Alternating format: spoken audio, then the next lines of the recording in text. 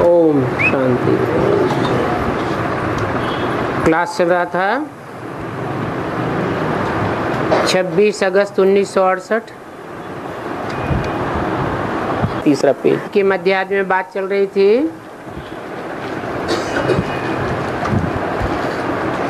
तुम तो अभी तक वो पास्ट की कथाएं भक्ति मार्ग में सुनते चले आए हो। सत्यनारायण की कथा, अमर कथा, तीजरी की कथा, परंतु अभी बाप तो तुमको ऐसा बनाते हैं और अभी की ही बातें सारी बताते हैं शास्त्रों में। भगवान ने कब कहा मनुष्यों को कुछ भी पता नहीं है। ड्रामा कितने वर्ष का है, नई दुनिया कब और पुरानी दुनिया कब होती है, ये भी किसी को पता नहीं है। इतना तो समझते हैं कि अभी कलयुग है, कभी सतयुग था, अभी नहीं है।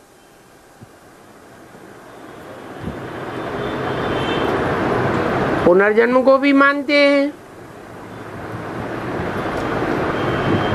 क्योंकि 84 लाख जन्म कह देते हैं तो जरूर पुनर्जन्म भी हुआ ना। और बाप तो समझाते हैं कि तुम 84 लाख नहीं 84 जन्म लेते हो। मनुष्य तो बेचारे कुछ भी नहीं जानते हैं, परंतु देखो ये मनुष्य ही मनुष्यों की कितनी महिमा गाते हैं, बात मत पूछो। गांधी का कितना गायन करते हैं।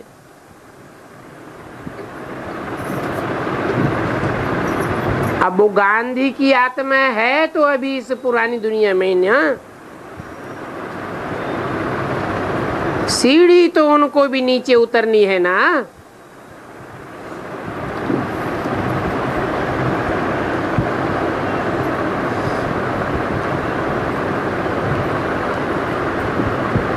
हद के गांधी की भी बात है तो बेहद के गांधी की भी बात है। ब्राह्मणों की दुनिया में बेहद का गांधी, ब्रह्मा की आत्मा।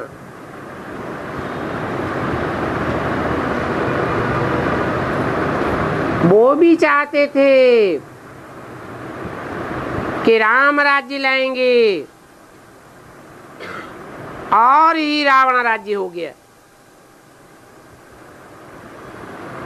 क्योंकि वो अभी खुद भी तो इस पुरानी दुनिया में है। सीढ़ी तो नीचे उतरी ना, यहां ही कहीं होगा। दिन प्रतिदिन कला कम होती जाएगी। मनुष्यों को तो इस बात का पता ही नहीं है कि कलाएं कब और कैसे कम होती जाती हैं।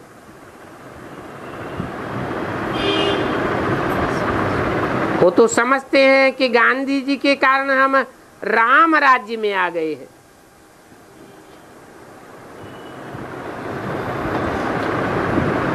बड़ी बड़ी महल मारियां अटारियां बनती जाती हैं तो समझते हैं हम राम राज्य में आ गए हैं। हमारे गांधी बापू ने ना राम राज्य स्थापन किया।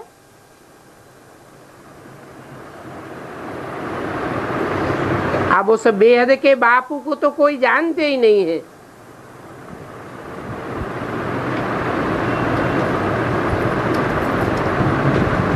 जो 500-700 करोड़ मनुष्य आत्माओं का बाप है। मनुष्य सृष्टि के बेहद के बाप में आता है।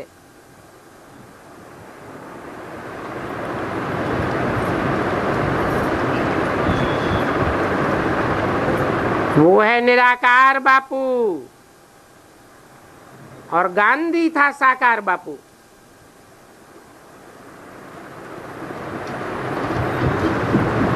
निराकार बापू को तो सभी याद करते हैं।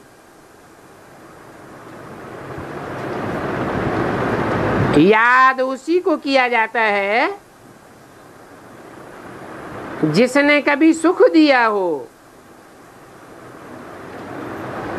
अब निराकार सुख कैसे देगा? जरूर वो निराकार साकार मनुष्य सृष्टि के बाप में प्रवेश करता है।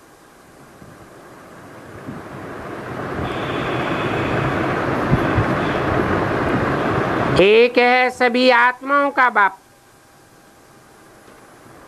और एक है सभी मनुष्य मात्र का बाप। दोनों ही बेहद के बापू हैं।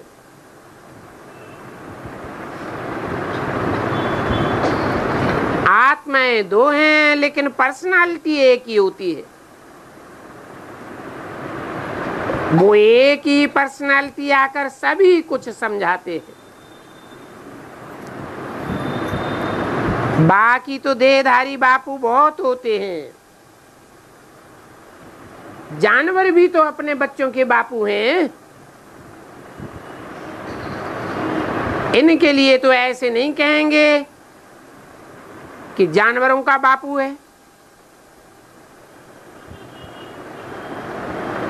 वास्तव में सतयुग में तो कोई भी प्रकार की कीचड़ पट्टी नहीं होती है।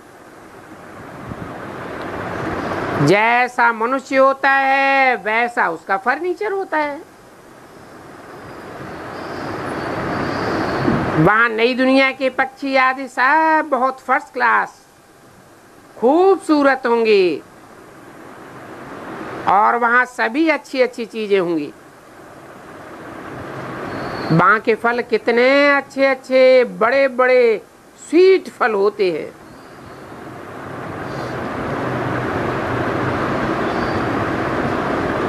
फिर स्वर्ग खत्म हुआ तो बाद में वो सब कहां चले जाते हैं?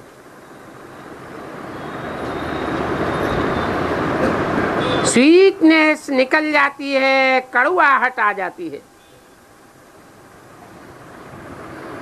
नई दुनिया में तो कड़वी चीज कोई भी नहीं होती है।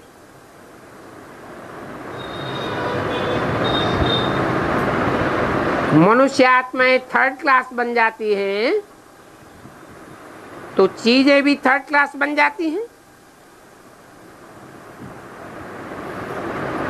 सतयुग है फर्स्ट क्लास, तो वहां सभी फर्स्ट क्लास सत्व प्रधान चीजें होती है।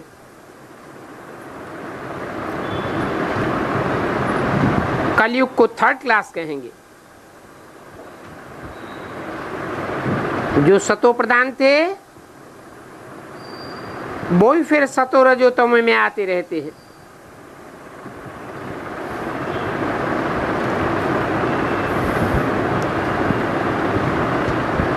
आत्मा भी तमो प्रधान तो शरीर भी तमो प्रधान। अभी तुम बच्चों को इस बात का ज्ञान है तो देखो कहाँ वो भक्ति मार्ग के लोग और कहाँ तुम, रात दिन का फर्क हो जाता है।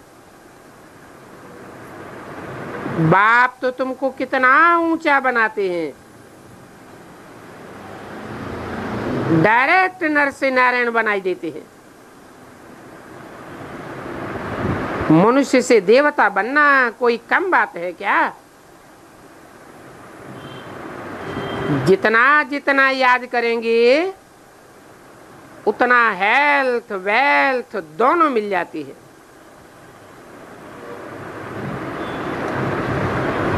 हेल्थ वेल्थ दोनों में से एक नहीं होगी तो फिर हैप्पीनेस भी नहीं होगी। समझो हेल्थ है और वेल्थ नहीं है तो क्या काम का हुआ?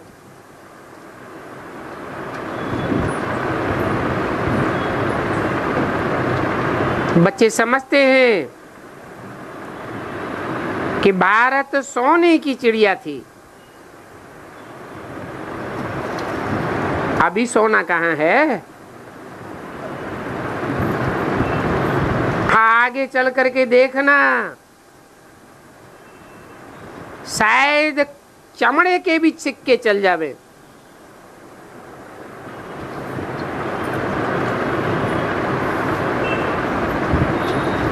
हालात ऐसे होते जाते हैं। सोना चांदी तो चला गया, अभी तो कागज ही कागज है। और वो कागज भी अगर पानी में बह जावे तो पैसा कहां से आवेगा? सोना तो बहुत भारी होता है और वो तो कहीं भी पड़ा रहेगा। आग भी सच्चे सोने को जला नहीं सकती है। सोना कहीं भी जाता नहीं है, वहां का वहीं रह जाता है।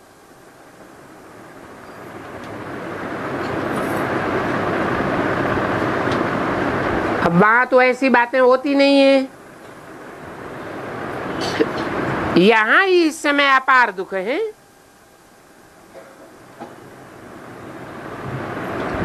बाप आते ही तब हैं जबकि अपार दुख होते हैं। अपार दुखों की दुनिया को फिर अपार सुखों की दुनिया में बदल देते हैं। तुम तो जानते हो कि बाप कल्प कल्प आकर के पढ़ाते हैं। यहां पर कोई नई बात थोड़ी ही होती है। तुमको तो सदैव खुशी में रहना चाहिए, खुशी खुशी। परंतु ये अंत की बात है। कौन सी? अतीन्द्रिय सुख पूछना हो तो गोप गोपियों से पूछो। पिछाड़ी में तुम इस ज्ञान को बहुत अच्छी रीति समझ जावेंगे।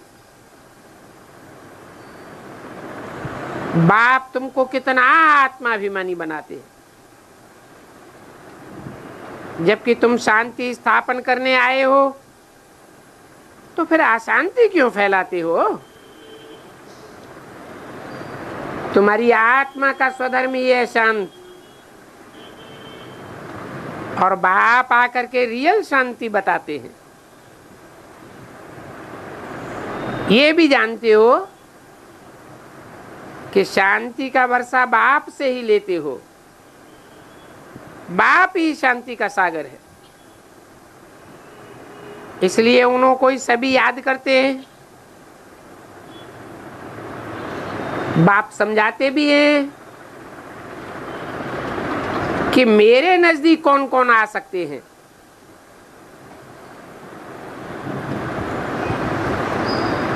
फलाना फलाने धर्म पर आया, फलाने समय में आया। नंबरवार ही तो आते हैं ना। वो और धर्म वाले जो अपने पक्के हैं अपने धर्म के, वो स्वर्ग में तो आ ही नहीं सकते। अभी तो ये साधु संत आदि ढेर के ढेर निकल पड़े हैं, तो उनकी कितनी महिमा होती है। जरूर जो पवित्र होंगे उनकी महिमा होगी। जो पुराने हैं तमो प्रधान बन चुके हैं उनकी तो इतनी महिमा नहीं हो सकती। अच्छा, बच्चों को गुड मॉर्निंग।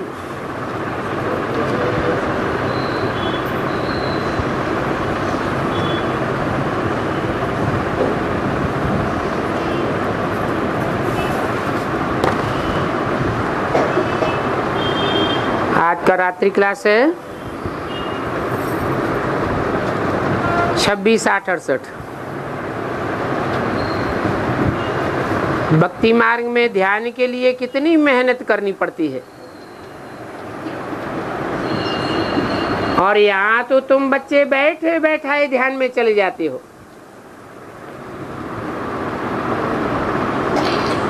आदि में भी स्वप्न और साक्षात्कार की लीला चली थी, अंत में भी बहुत कुछ देखेंगे। ये ध्यान दीदार में जाना कोई सिखाया नहीं जाता है। छोटी छोटी बच्चियां भी आप ही चली जाती है, जैसे कि कोई खेल हो गया, आप ही चली जाती थी ध्यान में। भक्ति मार्ग में तो कितनी मेहनत करनी पड़ती है। तुम्हारी इन बातों को देख करके फिर जादू कह देते थे। वास्तव में ये है बाबा का खेल पाल।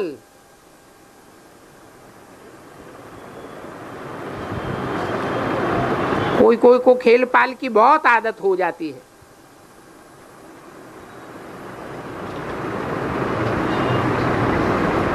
ऐसे आदत पड़ने वालों को देखा जाता है कि बहुत तंग करते हैं, तो सेंटर से ही भगाना पड़ता है। इसको माया की बीमारी कहा जाता है। किसको? ध्यान दीदार साक्षात्कार आदि को। अभी तुम तो जानते हो कि हम बाप दादा के सामने बैठे हैं।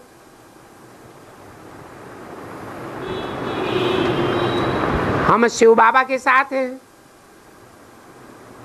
ब्रह्मा के द्वारा बाबा ने हमको अपना परिचय दिया है। बताते हैं कि शिव बाबा बिंदी है, छोटी बिंदी, और पाटदारी भी है।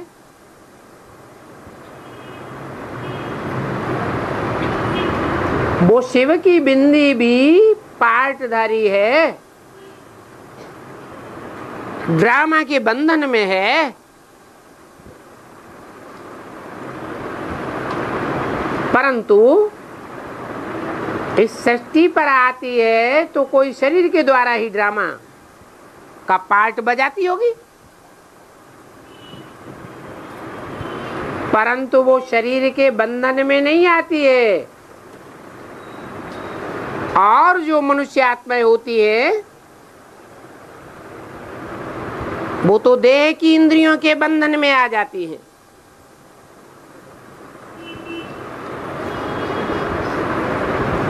परंतु वो रूहानी बाप जरा भी नीचे ऊपर नहीं हो सकता है। तो देखो ये ड्रामा बड़ा ही एक्यूरेट चल रहा है,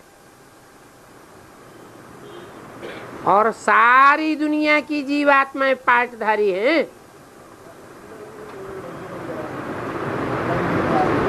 ऐसे नहीं कि सिर्फ शिव बाबा पाटधारी है, नहीं।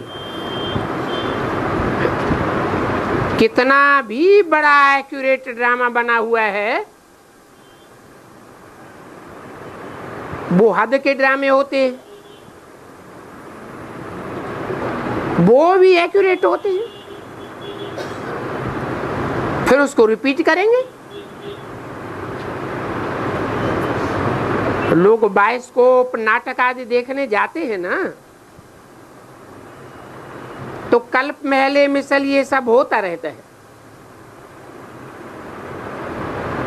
इसमें कोई दुख सुख की बात नहीं है।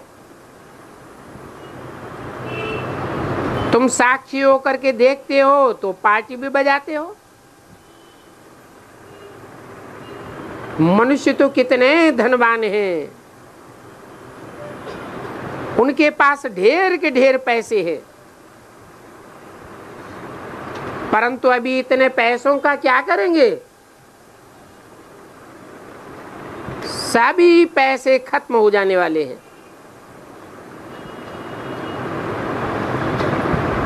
तुम जानते हो कि नई दुनिया में देवताओं के लिए तो फिर सभी कुछ नया हो जाएगा। सोने चांदी हीरे आदि की खानियां भरपूर हो जाएंगी। और कल्प कल्प ऐसे होता आया है।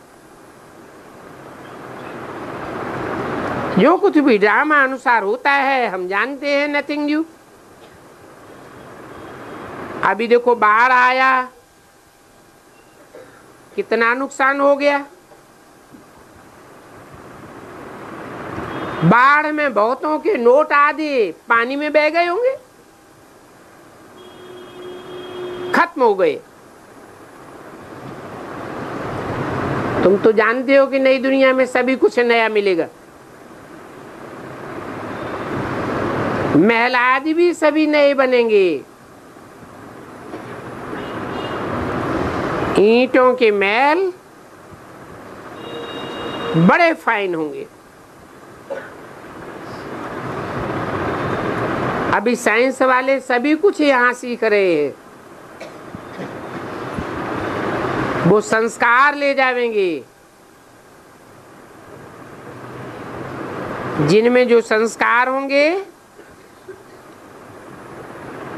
वो अच्छे अच्छे वैज्ञानिक संस्कारों वाले यहाँ भी जरूर आ जाएंगे।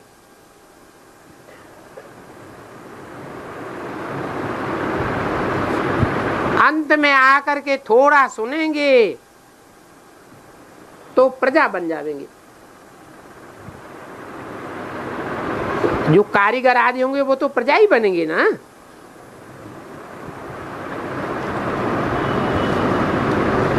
तो वहां सभी कुछ अच्छी चीजें होंगी जरूर। ड्रामा का प्लान ऐसे कहता है। तुम बच्चों को भी खुशी तो बहुत होती है।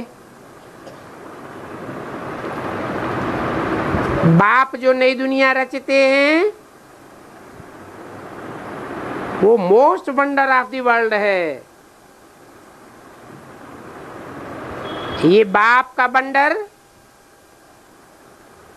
दुनिया के मनुष्यों के बनाए हुए 7 वंडर से भी ज्यादा अच्छा है।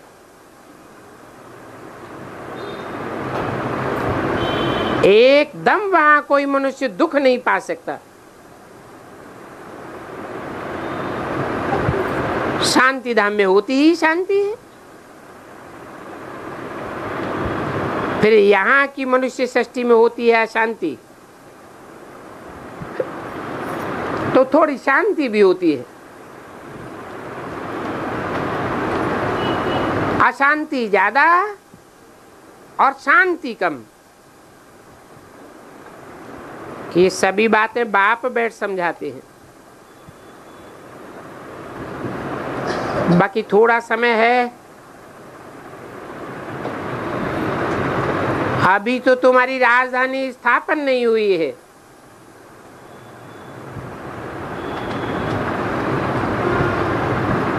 तुम्हारी राजधानी ही हिलती डुलती रहती है। राजधानी के ऊपर तो बड़ा भारी मदार है।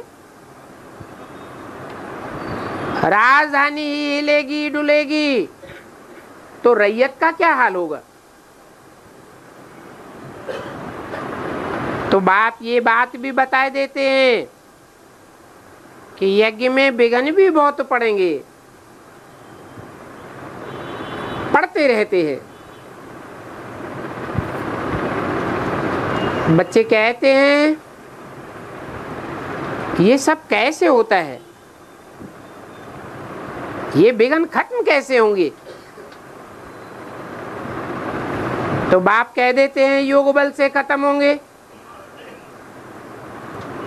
आगे चल के ये बातें भी ड्रामे में होंगी, वो खुलती जाएंगी।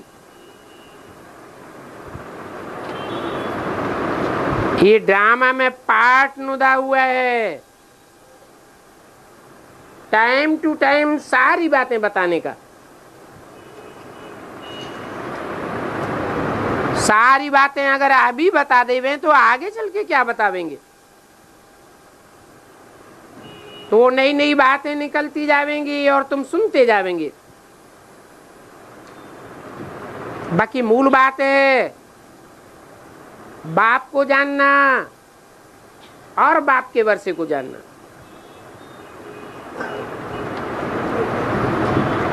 जानना भी है और फिर पाना भी है। हर एक पुरुषार्थ कर रहे हैं। जो जैसा पुरुषार्थ कर रहे हैं उसमें खुश होना चाहिए। हाँ? कोई खराब पुरुषार्थ कर रहे हैं तो खुश होना चाहिए।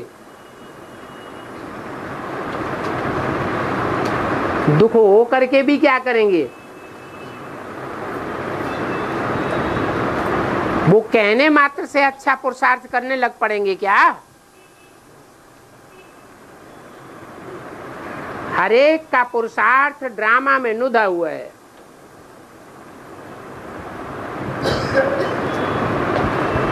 तो कोई में लटकने आदि की दरकार नहीं है।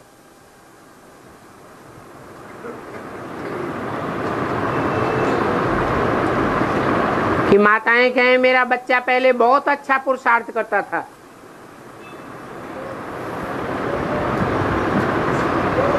अभी डब्बा गोल हो रहा है, बाबा कुछ करो, सुधारो। नहीं, कोई में बुद्धि नहीं लटकानी है। क्यों? क्योंकि हम लक्ष्मी नारायण जैसे बनेंगे तो हमारे नजदीक वाले सब अच्छे पुरुषार्थी ही होंगे। कोई बच्चों का आपस में नहीं बनता है, झगड़ा टंटा होता रहता है, जिसको लून पानी कहते हैं, जो नहीं होना चाहिए। बाप कहते हैं कि तुम आपस में लड़ाई झगड़ा करके बाप की ग्लानि कराते हो तो फिर तुम्हारे ऊपर 100 गुना दंड पड़ जाएगा। ऐसे ऐसे बाप की ग्लानि कराने वाले ऊंच पद तो पा ही नहीं सकते हैं। भक्ति मार्ग में भी गायन है, सदगुरु निंदक ठौर न पावे। वहां तो सिर्फ कहते हैं, गायन करते हैं, प्रैक्टिकल में तो कुछ नहीं होता। यहां तो सदगुरु प्रैक्टिकल में आया हुआ है। यहां तो पढ़ाई है, जिस पढ़ाई को तुम बच्चे ही समझते हो। दिल में ये बात आती है कि ऊंचते ऊंच बाप कैसे साधारण तन में आए हैं।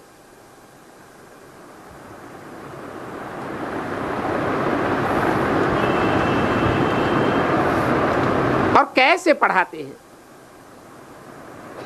शास्त्रों में तो ये बातें हैं ही नहीं। तब तुमको कहते रहते हैं कि ये बातें शास्त्रों में तो नहीं है। शास्त्रों में तो ये लिखा है। अरे ये तो ज्ञान का सागर है। ये खुद ही कहते हैं कि ये राजयोग का ज्ञान प्रायः लोप हो गया है। इस लोप हुए ज्ञान को बाप जाने और बाप के तुम बच्चे जानो। बस कोई को पता नहीं पड़ता है कि ये कौन है। मुख्य 2 बातें ही सिद्ध करनी है। एक तो गीता का भगवान कौन है, और दूसरा भगवान बाप सर्वव्यापी नहीं है, एक व्यापी है। एक व्यापी बाप को याद किया जा सकता है। बुद्धि एक की याद में टिकाई जा सकती है, सर्वव्यापी के ऊपर तो बुद्धि नहीं टिकेगी।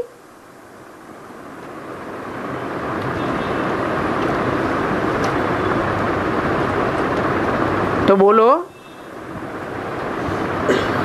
जो बाप एक व्यापी है वो ही गीता का भगवान है।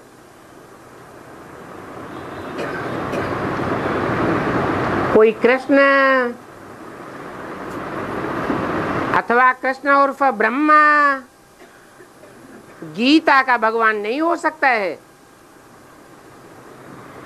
गीता के भगवान का तो पूजन होता है। गीता माता कही जाती है, भगवान को गीता पति कहा जाता है। फिर ब्रह्मा की तो पूजा ही नहीं होती है, ब्रह्मा की मूर्तियां भी नहीं बनती हैं, मंदिर भी नहीं बनते हैं। तो फिर ब्रह्मा गीता का भगवान कैसे हो सकता है? वो तथाकथित ब्राह्मण समझ लेते हैं कि ब्रह्मा के तन में गीता का भगवान साकार रूप में पार्ट बजाता है। तुम तो ओरिजिनल बात जानते हो।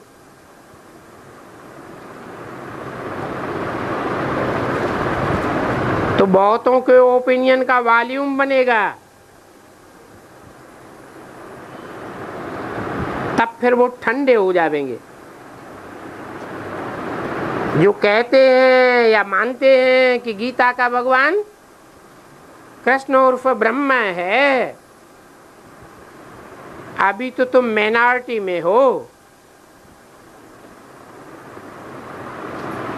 तुम्हारी तादाद कम है। फिर जब मेजॉरिटी में हो जाएंगे तब तुम्हारी जीत हो जाएगी। और सभी फिर तुम्हारी तरफ अपने आप ही आवेंगे।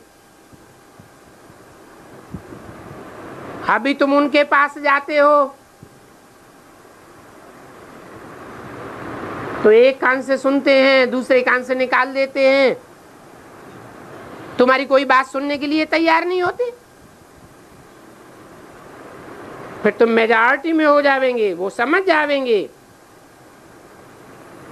कि इन्हों को ज्ञान सागर शिव से ज्ञान मिलता है। तो देखना है कि पिछाड़ी को क्या होता है, आगे चल करके देखेंगे। परंतु आगे चल करके जो देखेंगे उसमें निडरपना बहुत होना चाहिए। अगर डरपोक बन करके खेल देखेंगे तो खुद ही फां हो जाएंगे। और बहुत खुशी में रहना है। मिर्बा मौत मलूक का शिकार।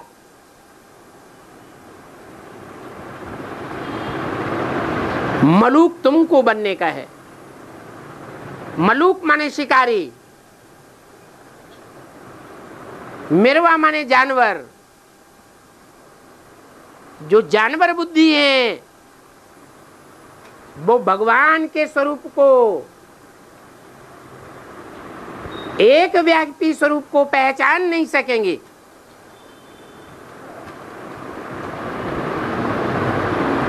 ग्लानि के प्रभाव में आ जाएंगे।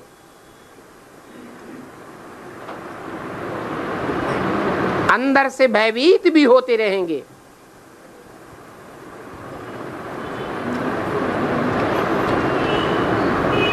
तो गायन है मिर्वा मौत। ऐसे जानवर बुद्धियों की अनिश्चय रूपी मौत होती रहेगी और तुम पक्के निश्चय बुद्धि बन जाएंगे।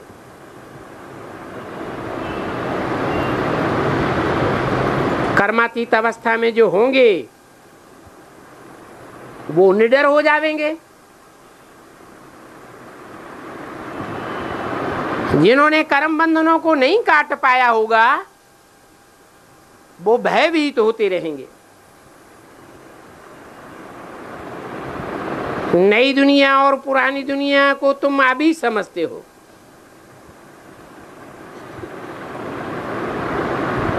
पुरानी दुनिया में भयभीत होते हैं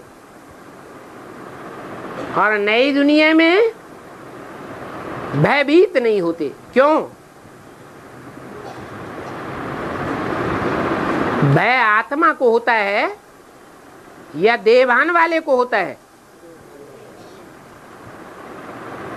आत्म की स्थिति में स्थित हो जाएंगे तो कोई भी प्रकार का भय नहीं होगा। तुम बच्चों को तो बहुत खुशी होनी चाहिए, दिन प्रतिदिन तुम्हारी खुशी बढ़ती जानी चाहिए। जब तुम पक्के हो जाएंगे, तुम्हारी अवस्था एक रस हो जाएगी, तो तुमको बहुत मजा आवेगा। अभी भी जब बैठते हो, भोजन पाते हो, तो बड़ी खुशी होनी चाहिए कि हम वेद के बाप का ब्रह्मा भोजन पाते हैं।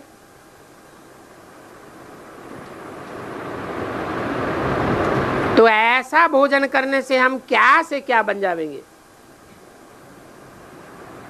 बड़ी खुशी में अंदर नाचना चाहिए। इसमें मुझने की तो बात ही नहीं है। जितना जितना आगे बढ़ते जाएंगे उसकी निशानी क्या होगी? पुरुषार्थ में जितना जितना आगे बढ़ते जाएंगे उसकी क्या निशानी होगी? तुम्हारी अवस्था चढ़ती कला की ओर जाएगी, पक्का निश्चय होता जाएगा। अंदर में उल्लास रहेगा कि हम इन पैसे कौड़ी का क्या करेंगे, ये तो सब खलास हो जाने वाले हैं।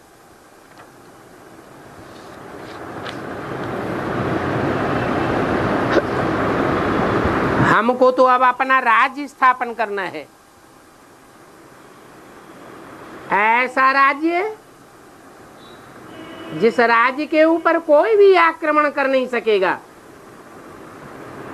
बिल्कुल निडर हो जाएंगे। 26, 8, 68 की वाणी का दूसरा पेज। अंदर में ख्याल आवेगा कि हमारे पास जो पैसे हैं वो ही काफी है, हमें कोई से कर्जा भी लेने की दरकार नहीं है। और इस ईश्वरीय धंधे में तो खर्चे आदि की बात ही नहीं है। ये जानते हो कि जो कल पहले हुआ था वो ही होगा, बाकी पिछाड़ी में आकर थोड़े बच्चे बचे हैं।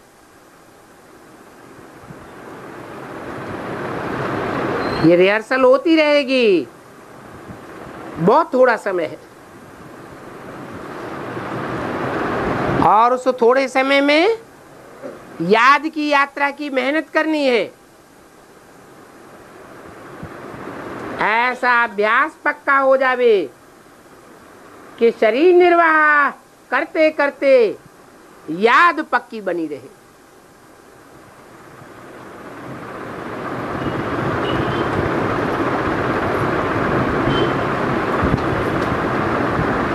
जो दुनियावी धंधे धोरी में लगे हैं, बाल बच्चों का पालन पोषण भी जिनको करना होता है, लौकिक व्यवहार में रहना होता है, उनको भी ये प्रैक्टिस करनी है कि कार्य व्यवहार में रहते रहते हमें बाप की याद बनी रहे।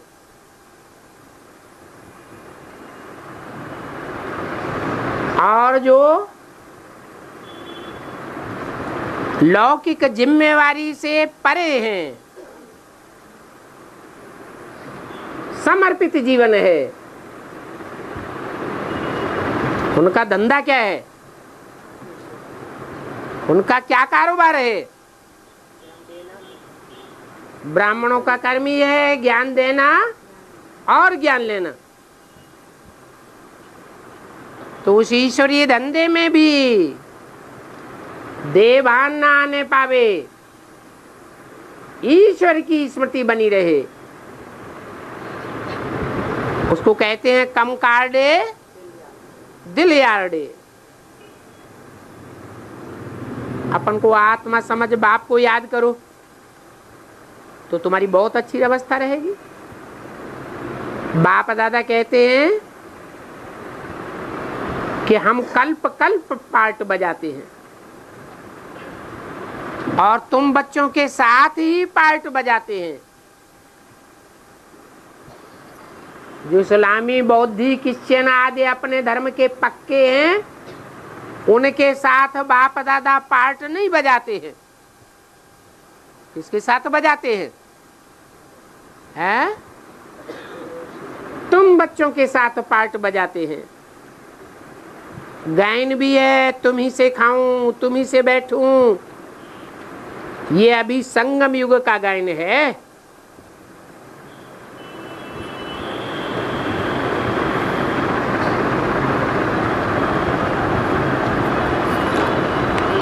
वो ब्राह्मण इन बातों को नहीं मानेंगे।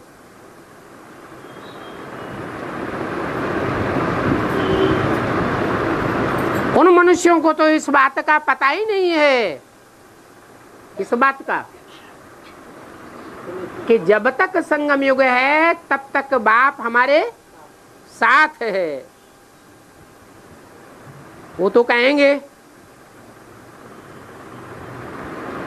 कि हम तो निराकार के साथ खाते हैं, बैठते हैं, उठते हैं, चलते हैं, फिरते हैं। बाप कहते हैं निराकार के साथ कैसे?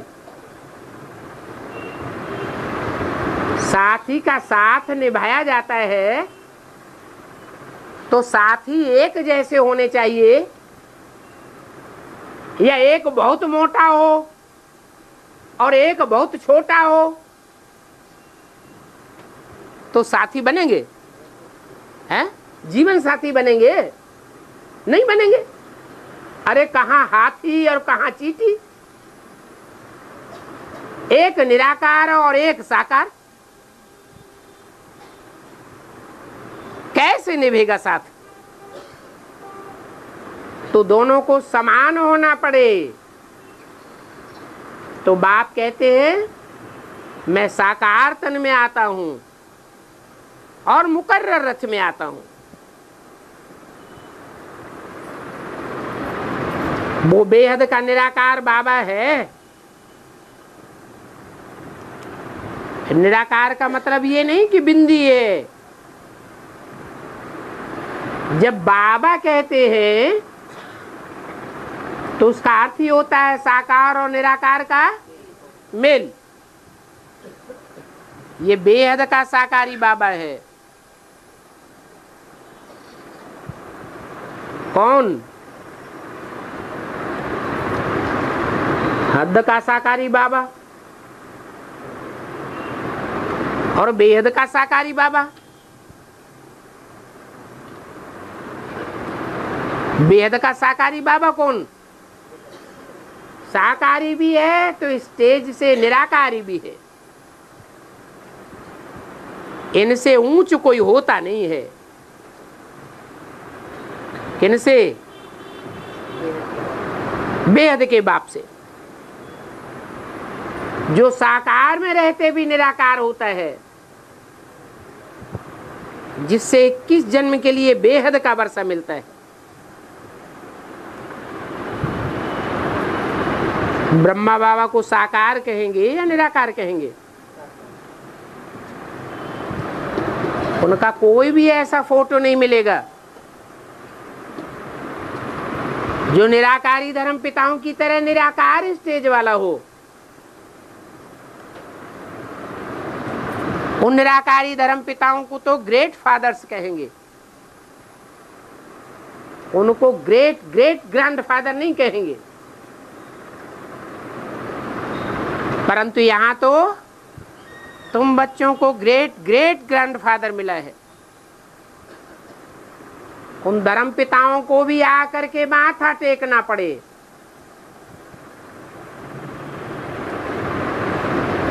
तो तुम बच्चों को तो बहुत नशा होना चाहिए। बच्चे कहाँ कहाँ भूल जाते हैं, तो फिर बार बार याद करना चाहिए। जानते हो कि याद से ही विकर्म विनाश होते हैं।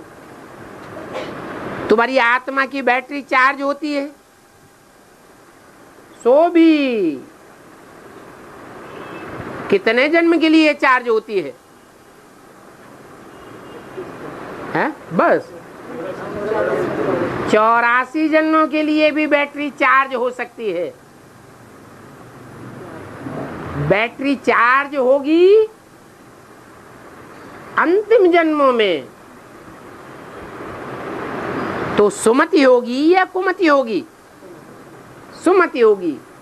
जहां सुमति वहां संपत्ति नाना, जहां कुमति वहां विपत्ति निदाना। कुमति माने अज्ञान। तो ऐसी बैटरी तुम अभी चार्ज कर सकते हो। बाप बार बार समझाते हैं। क्या बात बार बार समझाते हैं? बैटरी चार्ज करने के लिए मन मना भव। क्या करो? मेरे मन में समा जाओ। इसके मन में समा जाए है? किसके मन में समा जाए? मन मना भव बोला तो ब्रह्मा के द्वारा बोला। क्या ब्रह्मा के मन में समा जाए? अगर ब्रह्मा के मन में समा जाएंगे तो ब्रह्मा के मन में तो भरा हुआ है मैं गीता का भगवान, शिवोहम ब्रह्मास्मि। तो हमारी भी स्टेज क्या हो जाएगी? हम भी अपने को क्या समझेंगे? हैं? हम भी गीता के भगवान हैं, हम भी शिवोहम हैं। नहीं, क्या करना है? मन मना भव के लिए क्या करना है? हैं? मेरे मन में समा जा। कहने वाला कौन है? शिव बाप। शिव बाप कोई मुकर्रर रथ में आकर कहते हैं मेरे मन में समा जा। मन का काम क्या है? मन का काम है सोचना विचारना। शिव बाप सोचता है कि असोचता है? हैं? वो तो असोचता है। उसे सोचने करने की भी दरकार नहीं है। क्यों? क्योंकि वो अंतर्यामी है और जिसमें प्रवेश करता है वो बाहरयामी है। जो बाहरयामी है उसका मन चलायमान होता है, परंतु शिव प्रवेश करके उसकी इंद्रियों को और मन रूपी घोड़े को कंट्रोल करता है। तब कहता है क्या करो? मन मना भव, मेरे मन में समा जाओ। क्योंकि पहले मन में संकल्प उठता है, फिर वाचा में आता है, फिर कर्म इंद्रियों से कर्म किए जाते हैं। तो जिस मुकर्रर रथ में मैं आता हूं उसमें जो कर्म किए जा रहे हैं वो कर्म पहले हैं या वाचा पहले है या मनसा में संकल्प पहले दृढ़ होता है? संकल्प पहले दृढ़ होता है। वो मुकर्रर रथ के द्वारा शिव बाप एक प्रकार से सैंपल रख देते हैं ब्राह्मणों के सामने, फिर कहते हैं मन मना भव, मेरे मन में समा जा। और कोई दूसरे के मन को फॉलो नहीं करना है, कोई दूसरे के कर्म इंद्रियों के द्वारा किए हुए कर्मों को फॉलो नहीं करना है। हाँ, ये बोला कर्म ब्रह्मा जैसे करना है। वाचा भी एक प्रकार का कर्म है। वाचा भी ब्रह्मा जैसी मीठी बोलना है, परंतु अपने लिए क्या बोला? मन मना भव, मेरे मन में समा जा। जो भी संकल्प मात्र कर, वो हर एक संकल्प को चेक करना है कि इस संकल्प को बाप स्वीकार करेगा या नहीं करेगा। बाप स्वीकार करेगा तो वो संकल्प करना है, नहीं स्वीकार करेगा तो इससे साबित होता है कि मन मना भव नहीं है। तो इस मन मना भव का अर्थ मोस्ट इजी है,